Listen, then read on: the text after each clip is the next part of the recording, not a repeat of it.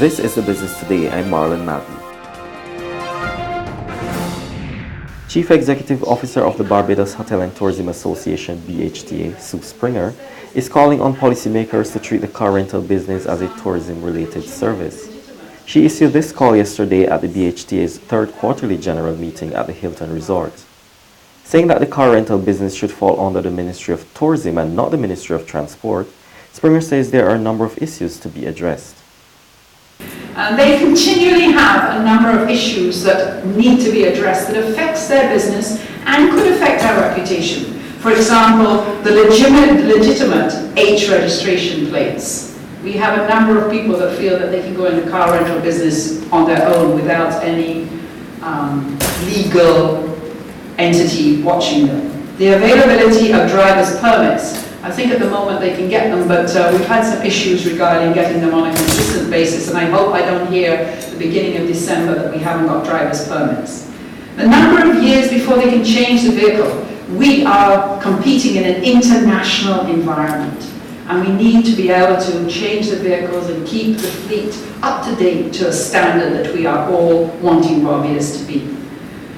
And the sector is a major tax earner. If you look at the figures for the actual VAT and excise tax and so on that this industry, that sector of the industry brings, it is a major earner for the industry, and we really need to make sure that we can maximize that for the government. Barbados enjoyed a 14% increase in long-stay tourist arrivals between the months of January to the end of August this year compared to the same period last year.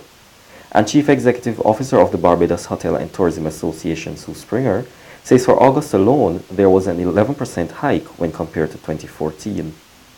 All markets showed positive growth between the first 8 months, except Trinidad and Tobago and other European markets.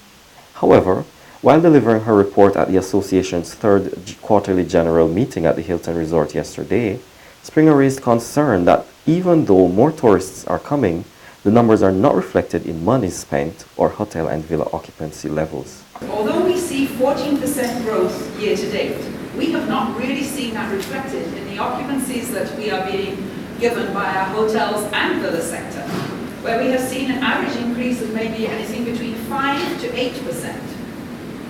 Could this be a question of product being sold on Airbnb? Springer says the BHTA plans to explore the possibility of having local properties that are doing business through Airbnb, a US-based online firm for people to list, find and rent lodgings, pay their fair share of taxes. In Barbados, there were only 700 listed properties in May. Yesterday, there were 1,000 listed properties.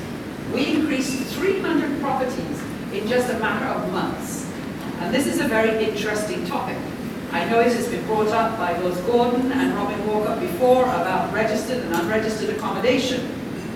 BHTA is looking to invite Airbnb to Barbados to meet with the government and hopefully Barbados Tourism Product Authority and ourselves to discuss standards and to review the payment of VAT. I know I'm not going to be very popular for those people out there on Airbnb, but this is a major revenue possible earner for the government. One credit consultant is insisting that primary school children should be taught finance and money management. Chief Executive Officer of the Caribbean Credit Bureau, Canada, Grady Clark, says this will help them to be better decision makers on money matters when they are older. Since we all have to deal with money in our lives, regardless of whether they're a lawyer, gardener, carpenter, doctor, mason, or whatever, right? Let's teach money in school. Let's teach financial planning and advice, and then on a micro individual basis, our society will make more intelligent financial decisions, and collectively, I think it will have a real positive impact on our economies, right? So I'm saying, teach our people, like they do in Canada. Don't reinvent the wheel, work with the Canadian government and take the Canadian curriculum modified for the Caribbean and put it in the schools.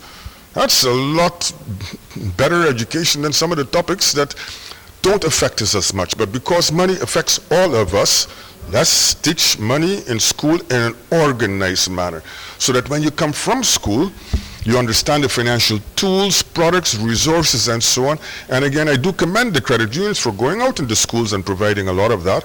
But I'm saying there's room for growth and for all stakeholders to work together to help our youth be better financially educated and make better decisions for the rest of their life. Now for today's financial tip. Create a strategy to pay off your student loans. Assess your debt and research how to effectively pay it down with the least amount of interest accruing. That's been the business today. Join us again next Tuesday. Until then, you can get more business and news by logging on to www.barbadostoday.de, subscribing to our e-paper and liking us on Facebook. I'm Marlon Mann.